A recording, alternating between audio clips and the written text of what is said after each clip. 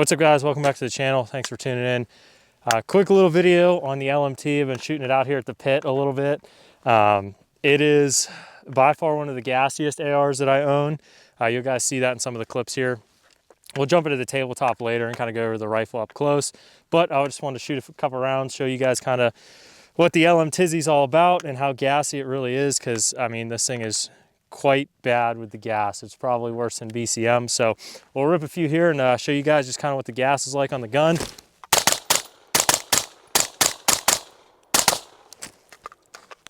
As you can see, it's pretty bad. I mean, my hand gets pretty caked with carbon, and being a lefty, it's pretty gross. As you can see, the bolt carrier groove here is pretty well caked in between the receivers, everything. It's leaking out of every hole it has. So we'll jump back to the tabletop, talk about the LMT a little bit, show you my setup, what I like, what I don't like. All right, guys, long awaited LMT Spec War video. We're gonna give you my quick breakdown on how I have it set up, the upper itself, what I like, what I don't like, price point roughly, and we'll go from there. Show you some shooting down at the pit.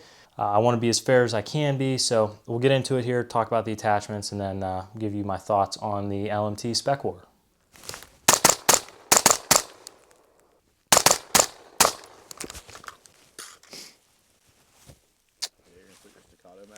All right, so for those of you that are new here, this is pretty much the bread and butter setup that I've ran on many guns for the past couple years, which is a Aimpoint Micro up top on an overbore mount, as well as a Frankenstein Surefire white and IR Arisaka combo like build light that I did. I have two of them. They work well for me. I like them. They're somewhat cheap. Overbore swivel and the Scout Light extension that just came out.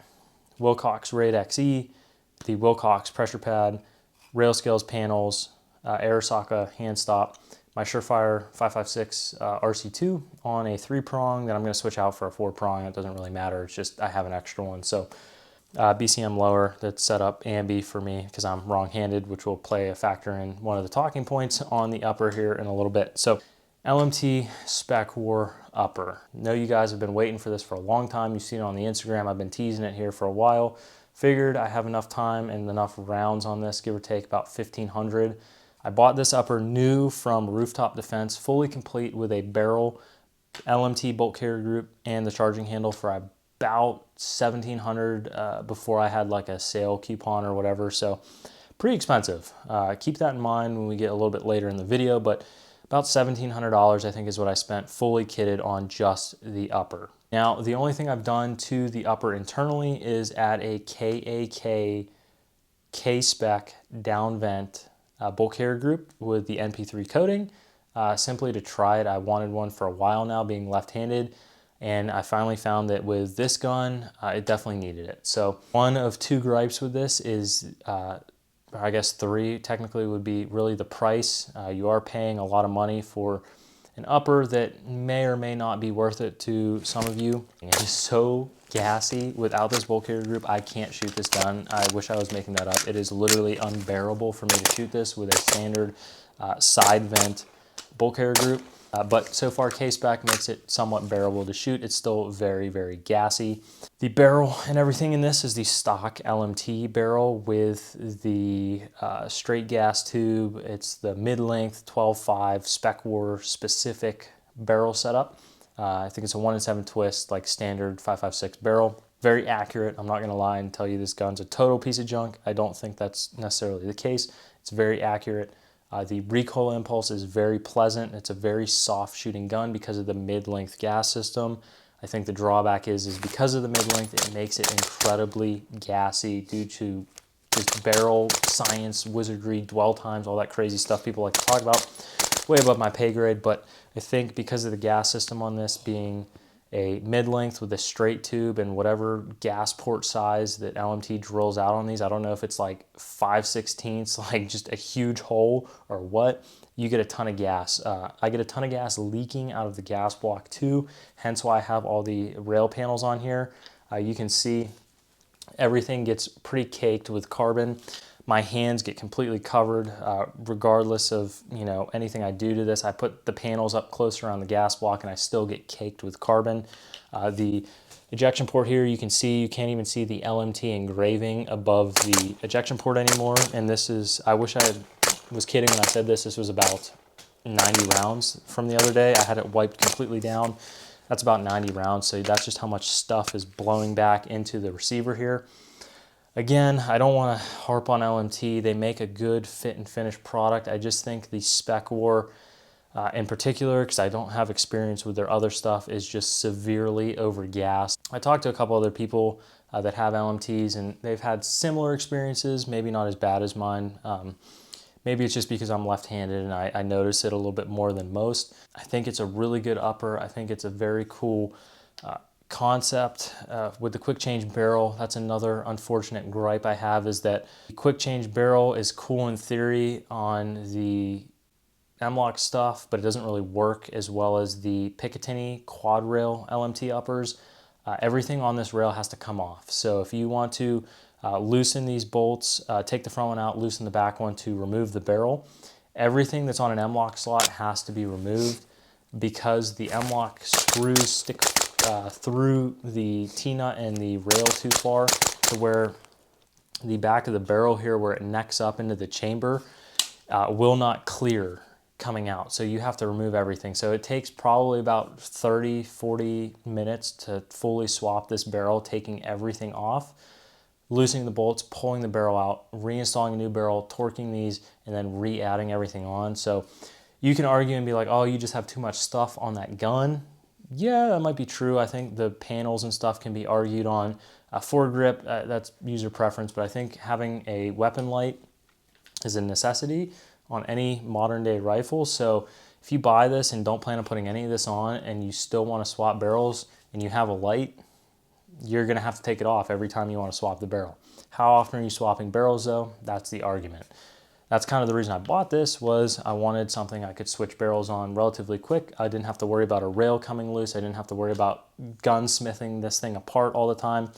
Just 2 bolts that I can replace, take the barrel out, swap the barrel and the gas system all in one go. Now, another unfortunate gripe with the SpecWar is the barrel selection that you can use with the SpecWar specific length of receiver, I guess you would call it, because the rail is part of the upper. You can only use the SpecWar 12.5 and longer. So you can use 14.5, a 16, 18, 20 inch, whatever other long barrels they have. You cannot go shorter than 12.5. So if you look on their website, they don't have any comparable 300 blackout barrels or piston barrels that will work out of the box with the SpecWar. Now you can argue that you can take a 16 inch or 14 inch 300 black barrel, chop it down, and then install it and you'll be good to go. Yeah, that's true, but that kind of defeats the purpose, because LMT doesn't offer that from the factory. You have to go out of your way to make it work, which kind of defeats the purpose of the whole quick change barrel thing, in my opinion. I don't want to go on too much of a rant here, guys, but you get where I'm kind of going with this for the price tag. So you can't use any piston barrels unless you get them chopped down or modified, or you could use other barrels that you could send to D. Wilson and have them modify it to work with, like, there's a lot of stuff out there.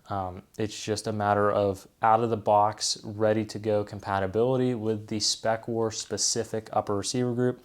It kind of sucks. I bought this upper with the intention of having a 300 black and a piston barrel to be able to swap into this all the time, do some cool stuff here for you on YouTube, but unfortunately, that is not the case with the SpecWar. If you want to do that, I would recommend getting, I believe it's their CQB upper, which is like a couple inches shorter up here on the rail, or the shovel nose. The shovel nose will accommodate the piston system, because that's what it was designed for, which is basically similar to a SpecWar with a little bit bigger of a rail, I believe, in diameter, and a cutout on the front here where the raid is, so you could accommodate the gas block and the op rod for the piston. The quick change barrel might not be an issue on that as far as attachments go. On the M-LOK slot, I don't know, because I don't have a shovel nose upper. Unfortunately, I couldn't find one. That's originally what I was going for over the SpecWar, but I got what I got and I took what I took. So that's what I have. I really like the gun. I want to make it work good. It's just really hard to swallow the price tag and like how much stuff kind of isn't ideal with it. I don't even want to say perfect, because that's subjective. So that's kind of my hot take, quick, hopefully sub 10-minute review on the Spec War. If you guys liked the video, seriously, all the support definitely helps. If you could consider liking and subscribing. I know I should ask more, but you guys do what you will. If you like the videos, I trust that you will like and subscribe. I don't want to sound like a complete shill asking for social media engagement, because I do this for fun. I do this to help you so that you don't necessarily spend $1,700 on something that isn't maybe worth that. Again, that's all subjective. I'm just trying to help you guys make informed buying decisions. So any questions, comments, want to chat LMT, leave it down below. Hit me over on Instagram. I'm a little bit more active on there with getting back to you guys, because the way YouTube comments kind of work on my end, it's hard to keep track of everything. So hit me in the DMs over there. We can chat LMT, talk about some possible video ideas you guys might want to see. But with all that being said, guys, thank you again for watching, and I will catch you in the next one.